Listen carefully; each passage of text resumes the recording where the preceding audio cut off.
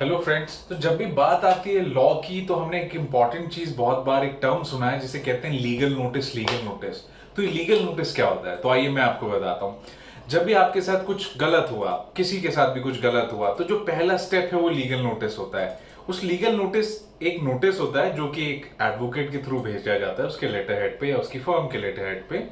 अगर आप फर्म के थ्रू भेज रहे हैं तो उसके अंदर आपके सारे ग्रीवियांस लिखे रहते हैं कि फॉर एग्जाम्पल ए ने बी के साथ कुछ कुछ किया, ए ने बी के पैसे नहीं दिए। तो ए गया एडवोकेट के पास, ए ने कहा कि ये बी ने मेरे पैसे मार लिए, मेरे पैसे नहीं दे रहा।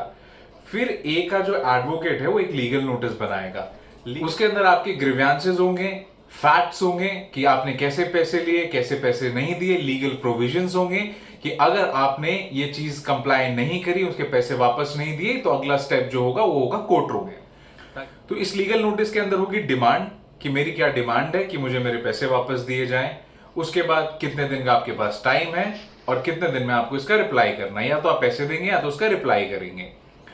तो ये जो मैंने एग्जाम्पल दिया पैसों का, ये सिर्फ एक एग्जाम्पल था। इसी तरीके से आपके साथ अगर कुछ भी गलत होता है तो आप सामने वाली पार्टी को लीगल नोटिस दे सकते हैं। और अपनी day to day legal updates के लिए फॉलो करें लॉफ्लिक्स को, सब्सक्राइब करें चैनल को। और अगर आप लोगों को सीखना है कि भाई लीगल नोटिस के बाद का स्टेप क्या होता है, अगर जानना है हम कैसे उसका रिप्लाई भेजते हैं, तो कमेंट कीजिए नोटिस।